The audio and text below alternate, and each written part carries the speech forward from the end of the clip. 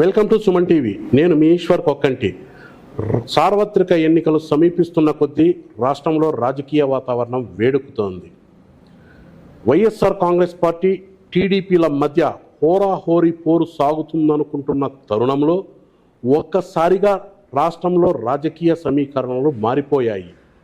YS Rajasekhara Reddy గారాల పుత్రిక YS Sharmila గారు కాంగ్రెస్ పార్టీలో చేరడమే కాకుండా ఆంధ్రప్రదేశ్ పీసీసీ పగ్గాలు చేపడతారన్న ప్రచారం సాగటంతో ఒక్కసారిగా రాజకీయ వర్గాల్లో కలకలం రేపింది.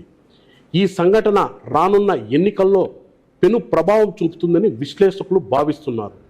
అసలు ఇంతకు వైఎస్ షర్మిల గారు కాంగ్రెస్ పార్టీలో చేరటం వల్ల టీడీపీకి లాభమా నష్టమా అన్న వివరాలను తెలుసుకునేందుకు మన స్టూడియోకు టీడీపీ రాజంపేట పార్లమెంటు అధికార ప్రతినిధి ఆర్జే వెంకటేష్ గారు వచ్చారు. వారిని అడిగి మరిన్ని విషయాలను తెలుసుకుందాం. నమస్తే ఆర్జే వెంకటేష్ గారు. నమస్తే సార్, చెప్పండి, వైఎస్ రాజశేఖర రెడ్డి గారి పుత్రిక వైఎస్ షర్మిల గారు కాంగ్రెస్ పార్టీలో చేరారు.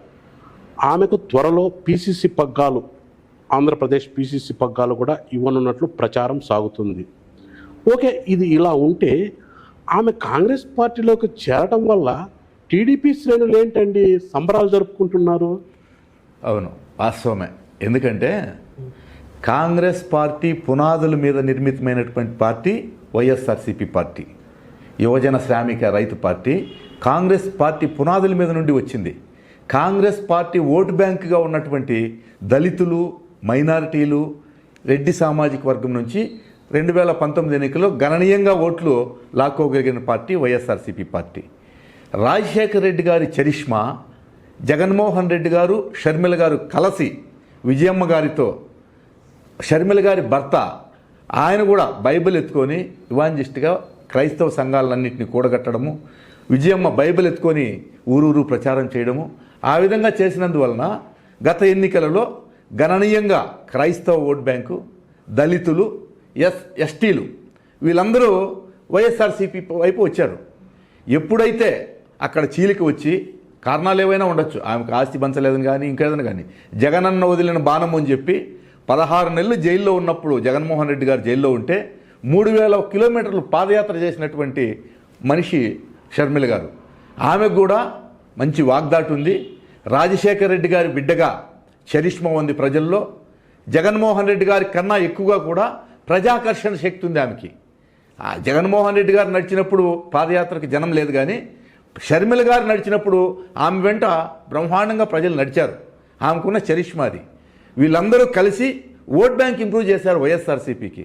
ఈరోజు అక్కడ చీలిన దానివల్ల, ఈరోజు కాంగ్రెస్ పార్టీలో చీలిన దానివల్ల ఎవరైతే కాంగ్రెస్ పార్టీ ఓట్ బ్యాంక్ ఉన్నాయో ఆ ఓట్ బ్యాంక్ అంతా తిరిగి షర్మిల వెంట ఆశగా చూస్తున్నారు. ఓకే, ఒకవేళ సంబరాలు చేసుకుంటే కాంగ్రెస్ పార్టీ వాళ్ళు చేసుకోవాలని తెలుగుదేశం పార్టీ వాళ్ళు ఎందుకండి సంబరాలు చేసుకుంటున్నారు? మేము చేసుకోవాల్సిన పని ఏం లేదు. కాకపోతే ఏమంటే కర్ణుడి చావుకి ఎన్నో కారణాలు ఉన్నట్లు జగన్మోహన్ రెడ్డి ఆల్రెడీ పతనం అయిపోయాడు.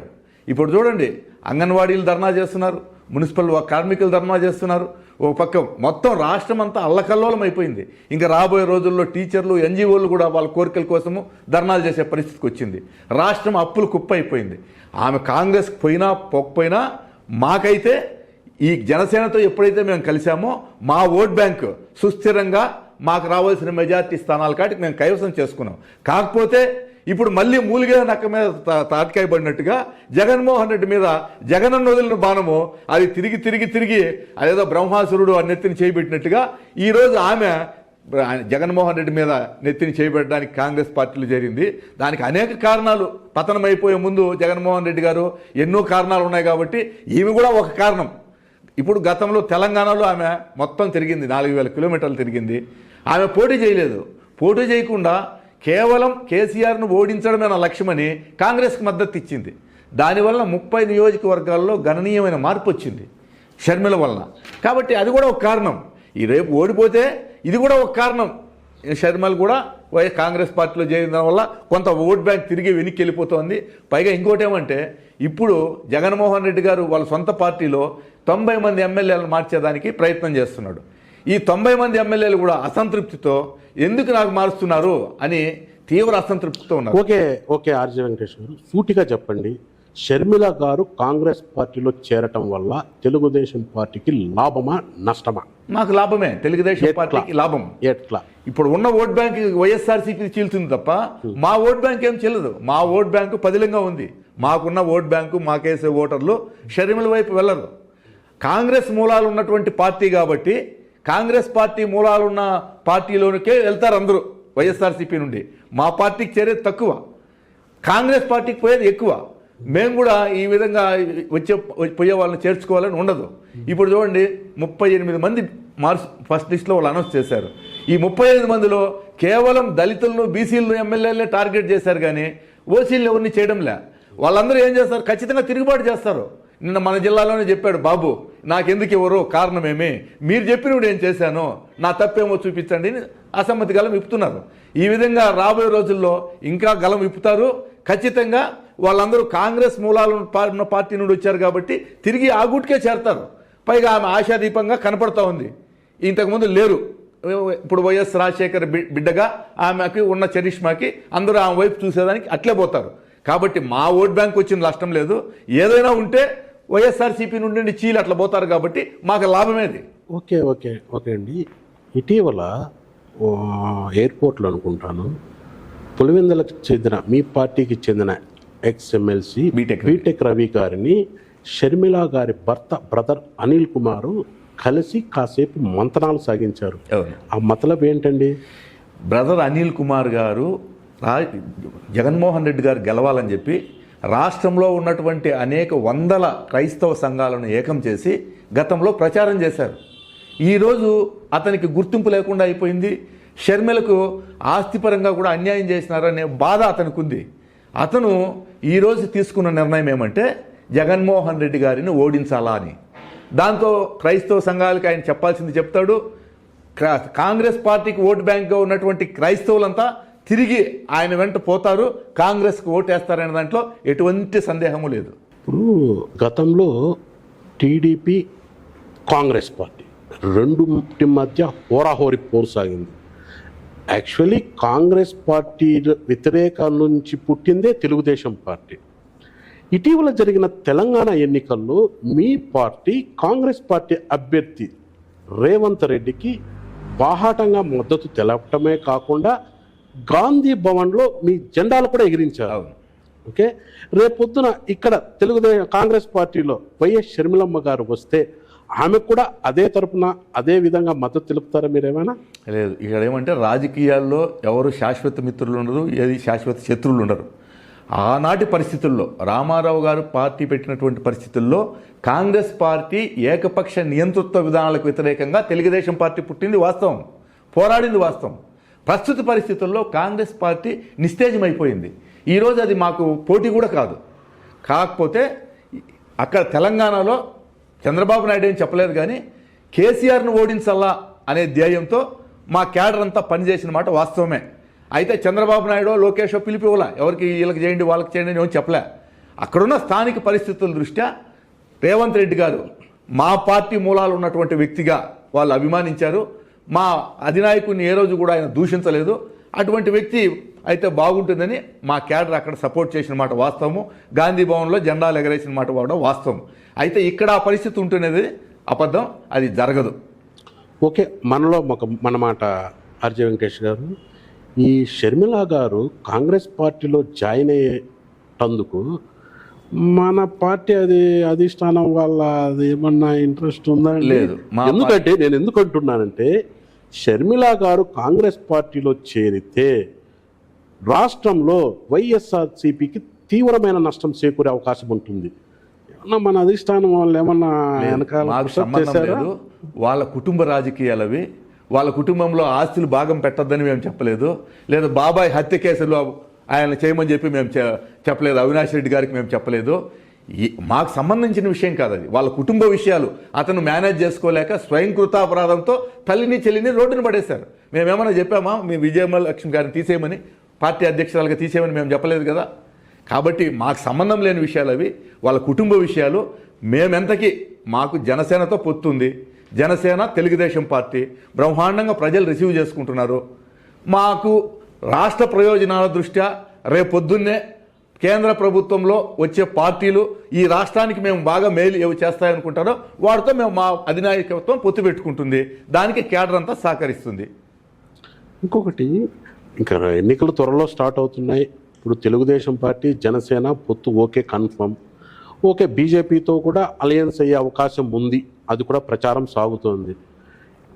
పనిలో పని షర్మిలా గారితో కూడా ఏమైనా పొత్తు పెట్టుకుంటారండి? లేదు, అది పూర్తిగా అధిష్టాన వర్గం మన రాష్ట్ర చంద్రబాబు నాయుడు జాతీయ అధ్యక్షులు గారి నిర్ణయం మేరకు ఉంటుంది. అది వాళ్ళు ఏం చెప్తే కేడర్ ఆ విధంగా లోకల్గా అక్కడ నడుస్తాం. రాష్ట్ర ప్రయోజనాలను దృష్టిలో పెట్టుకొని ఈరోజు చూడండి, మనకు ప్రత్యేక హోదా ఇస్తామన్నారు, ఇవ్వలేదు. వైజాగ్ స్టీల్ ప్లాంటు ప్రైవేటీకరణ చేస్తున్నారు, దాన్ని ఆపమంటే ఆపలేదు. అమరావతి గురించి ఏమీ చేయలేదు మనకు. పోలవరం ప్రాజెక్టు గురించి వెనకబడిపోయాయి. ఈ విధంగా ఏ పార్టీ అయితే మనకు బాగా ఇచ్చి సపోర్ట్ ఇచ్చి వీటినన్నీ మేము చేస్తామని చెప్తారో ఆ పార్టీతో చంద్రబాబు నాయుడు గారు మంతనాలు జరుపుతారు. ఎవరితో అయితే మనకు బెనిఫిట్ అవుతుందో వాళ్ళతో పొత్తు పెట్టుకుంటారు.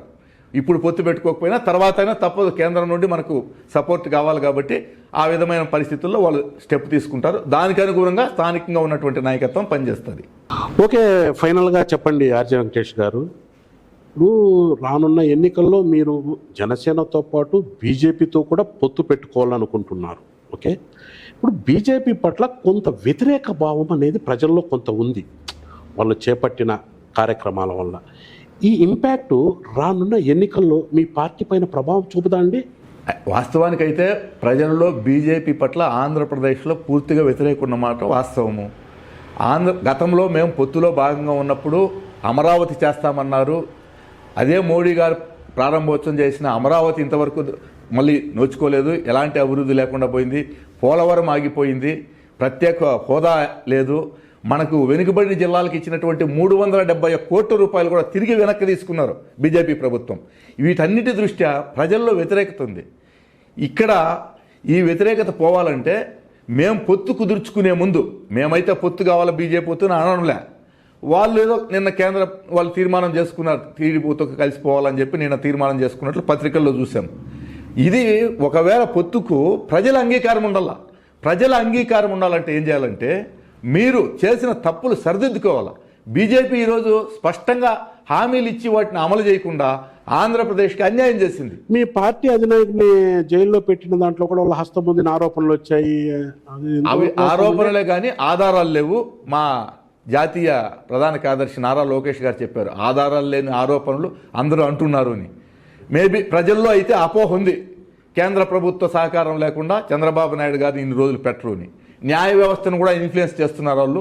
17 years సెక్షన్ ఇంతవరకు న్యాయమూర్తులు చెప్పారు, మేము వెంటనే చెప్తాం జడ్జిమెంట్ అని చెప్పారు, ఇంతవరకు చెప్పలేదు. దానికి కూడా కారణాలు వెతుకుతున్నారు. ఓకే, కారణాలు లేవు కాబట్టి ఎన్నికల్లో బాయి అయ్యే ఛాన్సెస్ ఉన్నాయి, పొత్తు కుదుర్చుకునే అవకాశాలు ఉన్నాయి. పొత్తు కుదుర్చుకోవడం అంటే ఆంధ్రప్రదేశ్కు ప్రయోజనాలు చేకూరుస్తామని వాళ్ళు చేసిన తప్పులు సరిదిద్దుతూ వాళ్ళు స్టేట్మెంట్స్ ఇవ్వాలా. ఇచ్చినప్పుడే ప్రజలు మనము ఓటుకున్న ఓట్ బ్యాంక్ మార్పు కాదు, ఓట్ బ్యాంక్ ఎప్పుడు కూడా ట్రాన్స్ఫర్ కావాలా. ఇప్పుడు బీజేపీకి పొత్తులో మేము సీట్ ఇస్తే మా ఓటు పడాలంటే సానుకూలత ఉండాలి ప్రజల్లో. ఆ సానుకూలత లేనప్పుడు ఓటు వేయరు. ఇప్పుడు జనసేన మేము ఉన్నాము, వాళ్ళకి ఇచ్చినా మాకు ఇచ్చినా మేము ఎక్కడైనా ఓట్లు వేసుకోగలుగుతాం, బాగా మూవ్ అవుతున్నాం. అదే బీజేపీ వాళ్ళకి ఓటు వేయమని మేము చెప్తే వాళ్ళు ఏం చేసినారు, మన రాష్ట్రానికి అన్యాయం చేసినారు అంటారు. ఈ అన్యాయాలు సరిదిద్దితేనే ఓట్ బ్యాంక్ ట్రాన్స్ఫర్ అవుతుంది, లేకపోతే ఓట్ బ్యాంక్ ట్రాన్స్ఫర్ కాదు. పొత్తు పెట్టుకున్నా కూడా అది విఫలమైన పొత్తుగానే ఉంటుంది తప్ప ఉపయోగకరమైన పొత్తుగా ఉండదు. ఓకే అండి, ఫైనల్, షర్మిలా గారు ఆంధ్రప్రదేశ్ రాజకీయాల్లో క్రియాశీలకం కాబోతున్నారు. దీన్ని మీ పార్టీ ఎంతవరకు స్వాగతిస్తుంది? స్వాగతిస్తాం. రాజకీయాల్లో ఎవరు వచ్చినా కూడా స్వాగతించాల్సిందే. పైగా రాజశేఖర్ రెడ్డి గారి పుత్రిక, ఈ ఉమ్మడి ఆంధ్రప్రదేశ్ రాష్ట్రంలో 7,000 కిలోమీటర్లు నడిచిన మహిళ ఆమె భవిష్యత్తులో జగన్మోహన్ రెడ్డి గారి కంటే కూడా గట్టి రాజకీయ నాయకురాలు అవుతున్నది మాత్రం నా ప్రగాఢ విశ్వాసం. మీరు స్వాగతిస్తారులేండి, ఎందుకంటే ఆమె వల్ల వైకాపాకి బొక్క పడుతుందని మీకు తెలుస్తుంది. అంటే బొక్క పడినా పడకపోయినా మా ఓట్ బ్యాంక్ మాకుంది, మాకున్న ఓట్ బ్యాంక్ తో మేము 160 సీట్లు గెలుస్తాం. ఒకవేళ ఆమె ప్రభావం మీ పార్టీ మీద ఏం పడదు అనుకుంటారా? ఉపయోగం ఏముంది, మా పార్టీ వాళ్ళు ఎవరు ఆమెకి వెళ్ళరు, వెళ్ళేది వైసీపీ. మీ పార్టీలో ఉండే అసంతృప్తులు కూడా అటు సైడ్ కావచ్చు. మాది వైసీపీ మూలాలు ఉన్న పార్టీ కాదు, కాంగ్రెస్ మూలాలు ఉన్న పార్టీ కాదు. ఏమన్నా కాంగ్రెస్ నుండి వచ్చిన ఓట్ బ్యాంకు ఎందుకంటే మీ ట్రాన్స్ఫర్ పార్టీ అవుతుంది. అధినేత కాంగ్రెస్ పార్టీ నుంచి వచ్చిన చంద్రబాబు నాయుడు ఉండొచ్చు. ఉందండి. కానీ నిలబెట్టాడు కదా, మళ్ళా మా పార్టీని నిలబెట్టి ఇన్ని సంవత్సరాలు నిలదొక్కునేటట్టుగా చేశాడు కదా, లేకపోతే ఎప్పుడో కలిసిపోయావు మిగతా పార్టీలాగా. ఇంతకాలం నిలబడిందంటే చంద్రబాబు నాయుడు గారి చరిష్మా, ఆయన ఆలోచన విధానం, అందుకు నిలబడింది పార్టీ. లేకపోతే ఈ పార్టీల ముందు తట్టుకోవాలంటే చాలా కష్టం, జాతీయ పార్టీల ముందు, కాంగ్రెస్ ముందు, బీజేపీ ముందు. ఓకే అండి, రానున్న ఎన్నికల్లో షర్మిల గారి ప్రభావం ఏ పార్టీ మీద పడుతుందో వేచి చూద్దాం. ఓకే, మీరు మా స్టూడియోకి వచ్చి మీ అభిప్రాయాలు తెలియజేసిన దానికి మరొకసారి ధన్యవాదాలు. Thank you.